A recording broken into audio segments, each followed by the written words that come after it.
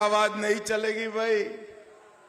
सभी लोग दोनों हाथ उठाइए, उठाइए दोनों हाथ अंत तक। ये बाहर धूप में खड़े हैं वो भी उठाएं।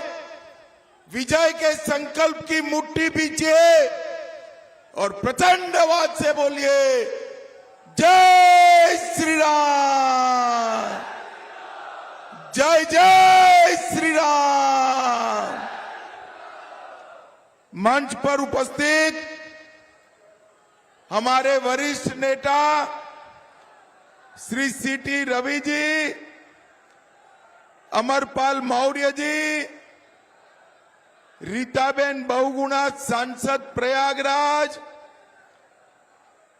यूपी सरकार के कैबिनेट मंत्री अनिल राजभर जी, नंद गोपाल नंदी जी, श्री हार्दिक पटेल जी, उमेश चंद्र गणेश केसरवानी जी, श्री मनोज जायसवाल जी, शिवदत्त पटेल जी, सुशील त्रिपाठी जी, राजेंद्र मिश्रा जी, बहन नीलम करवरिया जी, और आज जिनको जिताने के लिए मैं यहां आया हूं, ऐसे हमारे प्रत्याशी नीरज, आगे आओ नीरज, जोर से ताली बजाइए नीरज त्रिपाठी के लिए।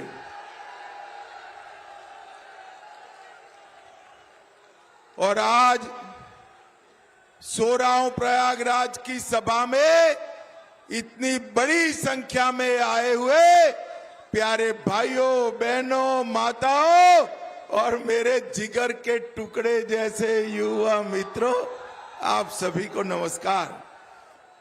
सबसे पहले मैं प्रयागराज की इस पावन भूमि को मन पूर्वक प्रणाम कर कर मेरी बात की शुरुआत करता हूं। भैया बैठ जाइए, सारे लोग बैठ जाइए, जरा प्लीज बैठ जाइए, बैठ जाइए, बैठ जाइए, बैठ जाइए, पीछे दिखाई पड़े। मैं सूर्यामाई मनकामेश्वर महादेव मंदिर, सुजावन देव मंदिर, विंध्याचल माता चित्रकूट धाम और कामता नाथ मंदिर को प्रणाम कर कर मेरी बात की शुरुआत करता हूं। जब मैं यहां आया हूं तब महामना मदन मोहन मालवीय जी, सुमित्रा नंदन पंत, सूर्यकांत त्रिपाठी, महादेवी वर्मा और हरिवंश राय बच्चन को भी याद करना चाहता हूं। और मैं आज महान स्वतंत्रता सेनानी जिन्होंने देश के लिए अपना सर्वस्व न्यौछावर किया, श्री चंद्रशेखर आजाद और शहीद लाल पद्मधर को भी श्रद्धांजलि देकर मेरी बात की शुरुआत करता हूं। भाइयों बहनों, अब तक 4 चरण का चुनाव हो चुका है। आपको 4 चरण का परिणाम जानना है क्या? अरे जोर से बोलो, जानना है क्या? और जोर से बोलो, जानना है क्या? 4 चरण में इंडी अलायंस का सुपड़ा साफ हो गया और मोदी जी पूर्ण बहुमत प्राप्त कर कर तेज गति से 400 की ओर आगे बढ़ने का काम नरेंद्र मोदी के नेतृत्व में भारतीय जनता पार्टी करेगी। भाइयों बहनों, आज मैं यहां आया हूं तब आप सभी को कहना चाहता हूं, हमारे नीरज त्रिपाठी के नाम के सामने कमल का निशान है। कमल के निशान पर वोट दबाओगे तो नीरज जी जीतकर सांसद बनेंगे। सुनो सुनो, परंतु इसके साथ साथ कमल के निशान पर दबाया हुआ हर वोट नरेंद्र मोदी जी को तीसरी बार प्रधानमंत्री बनाएगा। भाइयों बहनों, नरेंद्र मोदी को तीसरी बार प्रधानमंत्री बनाने का अर्थ है भारत को संसार का तीसरे नंबर का अर्थतंत्र बनाना। 3 लाख गांवों में डेयरियों की व्यवस्था करना और भारत को सुरक्षित बनाना। भाइयों बहनों, मुझे बताओ, ये कश्मीर जो है हमारा है या नहीं है? जोर से बोलो, है या नहीं है? एक खड़गे जी कहते हैं राजस्थान और यूपी वालों को कश्मीर से क्या लेन देन है। अरे खड़गे महाराज, 80 पार कर गए, इस देश को नहीं समझ पाए आप। मेरे इलाहाबाद का बच्चा बच्चा कश्मीर के लिए अपनी जान देने के लिए तैयार है। भाइयों बहनों, एक कांग्रेस पार्टी के नेता मणिशंकर अय्यर कहते हैं पाकिस्तान को सम्मान दो। क्यों सम्मान दो? क्योंकि इसके पास एटम बम है। पाक ऑक्यूपाई कश्मीर न मांगिए। मैं आज पूछने आया हूं सोराव वालों को कि पाक ऑक्यूपाई कश्मीर ले लेना चाहिए या नहीं लेना चाहिए? जोर से बोलो, लेना चाहिए या नहीं लेना चाहिए? ये फारूक अब्दुल्ला और मणिशंकर अय्यर कहते हैं एटम बम है, पाक ऑक्यूपाई कश्मीर को छोड़ दो। राहुल बाबा, आज प्रयागराज की पवित्र धरती पर मैं कहकर जाता हूं, ये पाक ऑक्यूपाई कश्मीर हमारा है, हमारा रहेगा और हम इसको लेकर रहेंगे। राहुल बाबा, आपने 70 साल तक 370 को बचा कर रखा। प्रयागराज वालों, आपने यहां से मोदी जी को चुनकर भेजा। मोदी जी ने 5 अगस्त 2019 को धारा 370 को समाप्त कर दिया। समाप्त। भाइयों बहनों, ये राहुल बाबा कहते थे कि धारा 370 को हटाओगे तो कश्मीर में खून की नदियां बैठ जाएगी। भाइयों बहनों, मैं राहुल बाबा को कहने आया हूं, खून की नदियां छोड़ो राहुल बाबा, किसी की कंकर चलाने की हिम्मत नहीं है, कंकर चलाने की। ये नरेंद्र मोदी सरकार है। भाइयों बहनों, मोदी जी ने आतंकवाद से देश को मुक्त करने का काम किया है। सोनिया मनमोहन की सरकार थी, 10 साल तक चली। आए दिन आलिया, मालिया, जमालिया आते थे और बम धमाके कर कर चले जाते थे। मोदी जी का शासन आया, उरी और पुलवामा में हमला किया। 10 ही दिन में मोदी जी ने सर्जिकल स्ट्राइक और एयर स्ट्राइक कर कर पाकिस्तान के घर में घुसकर आतंकवादियों का सफाया करने का काम नरेंद्र मोदी जी ने।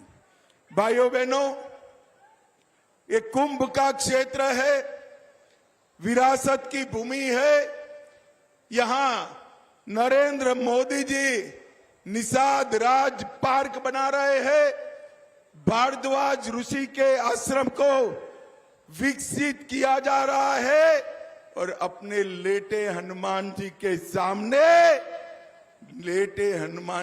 सामने बड़ा कॉरिडोर बनाने का काम भी भाजपा सरकार कर रही है। भाइयों बहनों, मैं आज यहां पर आया हूं तब प्रयागराज वालों तैयार हो जाना।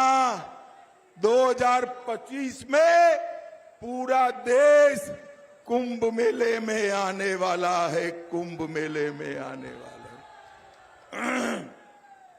प्रयागराज वालों, ऐसा होने वाला नहीं है, मगर तनिक सोच लो, ये इंडी अलायंस का बहुमत आ जाए तो उसके प्रधानमंत्री कौन होंगे भाई? कोई है प्रधानमंत्री? दिखाई पड़ता है? मैं आपको बारी बारी नाम पूछता हूं। अखिलेश बाबू बन सकते हैं क्या? तेजस्वी यादव बन सकते हैं क्या? ममता दीदी बन सकती है क्या? पवार साहब बन सकते हैं क्या? जब उनको पूछा कि आपका प्रधानमंत्री कौन बनेगा, तो उन्होंने कहा 5 साल बारी बारी बनेंगे। अरे राहुल बाबा, ये भारत देश है, परचूरण की दुकान नहीं है। हमें इस देश को मजबूत प्रधानमंत्री चाहिए जो पाकिस्तान को मुंह तोड़ जवाब दे। भाइयों बहनों, वो मजबूत प्रधानमंत्री कौन है? अरे जोर से बोलो। 56 इंच के सीने वाला ये प्रधानमंत्री कौन है? जोर से बोलो, कौन है? भाइयों बहनों, ये दीवार पर लिखा हुआ मैं पढ़ पाता हूं। मोदी जी 4 जून को तीसरी बार प्रधानमंत्री बनने जा रहे हैं। इंडी अलायंस कहता है हमारी सरकार आएगी तो हम धारा 370 हटा देंगे। हटाना चाहिए क्या? लाना चाहिए वापिस? जोर से बोलो, लाना चाहिए। ये ट्रिपल तलाक वापिस लाना चाहते हैं, लाना चाहिए। मुसलमानों को आरक्षण देना चाहते हैं, देना चाहिए। ये सीए हटाना चाहते हैं, हटाना चाहिए। और ये न्यूक्लियर हथियार भी नष्ट करना चाहते हैं। भाइयों बहनों, ये इंडी अलायंस इस देश को आगे नहीं बढ़ा सकता। पूरा इंडी अलायंस अपने बेटों बेटी के लिए राजनीति करता है। देखे, लालू जी अपने बेटे को मुख्यमंत्री बनाना चाहते, सोनिया जी अपने बेटे को प्रधानमंत्री बनाना चाहती, उद्धव जी अपने बेटे को मुख्यमंत्री बनाना चाहते, स्टालिन अपने बेटे को मुख्यमंत्री बनाना चाहते, और ममता बनर्जी अपने भतीजों को मुख्यमंत्री बनाना चाहती। इलाहाबाद वालों, जो बेटे बेटी भतीजों के लिए राजनीति में हो, वो इलाहाबाद के युवा का भला कर सकते हैं क्या? जोर से बोलो, कर सकते हैं? इलाहाबाद के युवाओं का भला केवल और केवल नरेंद्र मोदी कर सकते हैं। भाइयों बहनों, आज मैं यहां बताने आया हूं, हमारी बहन सांसद थी प्रोफेसर साहिबा, देखने में तो बड़ी शांत और सौम्य दिखती है। बहन जी जरा आगे आइए। इन्होंने प्रयागराज के विकास के लिए ढेर सारे काम करे हैं। एक बार ताली बजाइए हमारी सांसद के लिए। मेरठ से प्रयागराज तक 600 किलोमीटर लंबा गंगा एक्सप्रेस वे बना। प्रयागराज में आंधवा से हंडिया तक रोड का चौड़ीकरण हुआ। 12 रेलवे ओवरब्रिज बने। फाफा मऊ 6 लेन रोपवे बना। इलाहाबाद प्रयागराज स्मार्ट सिटी में आया और 1500 सीट वाला ऑडिटोरियम भी बन रहा है। और अपनी जो हाई कोर्ट है ना, इसके लिए हैदराबाद प्रयागराज के बच्चों के लिए लॉ यूनिवर्सिटी भी बन रही है। श्रृंगेरपुर में निषाद पार्क बन रहा है। गंगा नदी पर ओवरब्रिज बन चुका है। इलाहाबाद जनपद में पब्लिक हेल्थ लैब निर्माण की है और नरेंद्र मोदी जी ने गरीब कल्याण के लिए ढेर सारे काम करे। सिर्फ प्रयागराज में 1,55,000 गरीबों को घर देने का काम हमारे नरेंद्र मोदी जी ने किया। 5,80,000 गरीबों को गैस का सिलेंडर दिया है। 6,50,000 गरीबों के घर में नल से जल दिया है। 8 लाख शौचालय बनाए और 8 लाख लोगों को 5 किलो अनाज देने का काम नरेंद्र मोदी जी ने किया। और अंत में मैं आप सभी को पूछना चाहता हूं, अयोध्या में राम मंदिर बनना चाहिए था या नहीं बनना चाहिए? जोर से बोलो, बनना चाहिए था या नहीं बनना चाहिए था? एक कांग्रेस सपा 70 साल तक राम मंदिर को रोक कर रखे, अटका कर रखे। इस समाजवादी की पार्टी की सरकार ने कार सेवकों पर गोलियां चलाई, हमारे राम भक्तों को मारने का काम किया। भाइयों बहनों, आपने मोदी जी को दूसरी बार प्रधानमंत्री बनाया। मोदी जी ने केस भी जीता, भूमि पूजन भी किया और 24 जनवरी को प्राण प्रतिष्ठा कर जय श्री राम। और भाइयों बहनों, जब ट्रस्ट ने इनको निमंत्रण भेजा कि आप आइए, प्राण प्रतिष्ठा में शामिल होइए, वो लोग नहीं गए। सोनिया जी भी नहीं गई, राहुल बाबा भी नहीं गए और अखिलेश और डिंपल भाभी भी नहीं गई।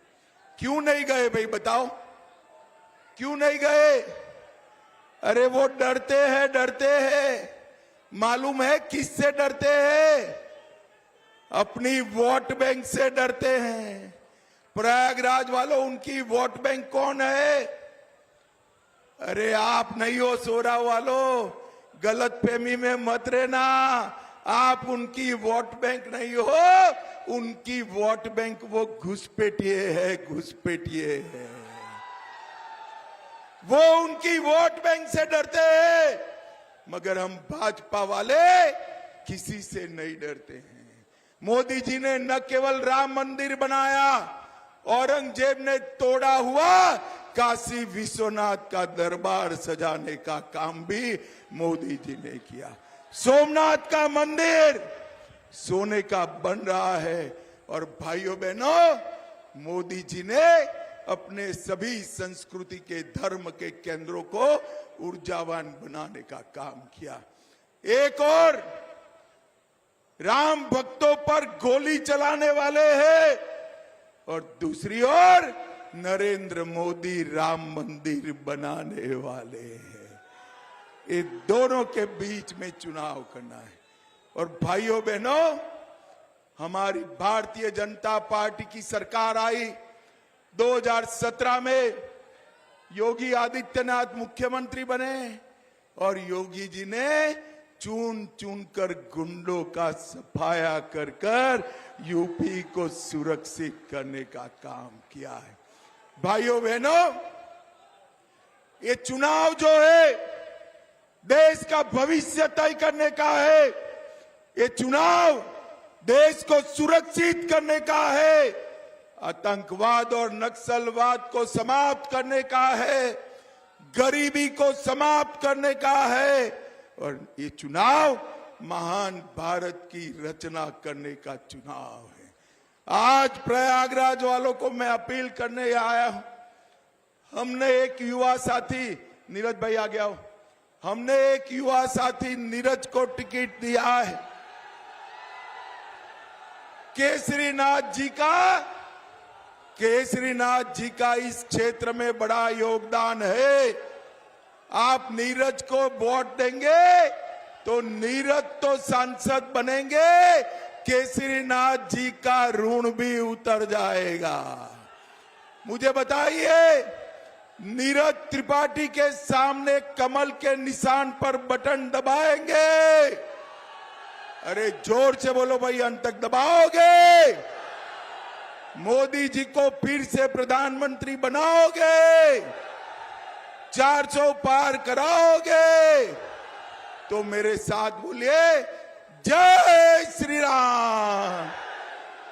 वंदे वंदे वंदे भारत माता की। नीरज त्रिपाठी जी से आग्रह है कि स्मृति चिन्ह के रूप में गदा माननीय गृह मंत्री जी को भेंट करें। माननीय नीरज त्रिपाठी जी।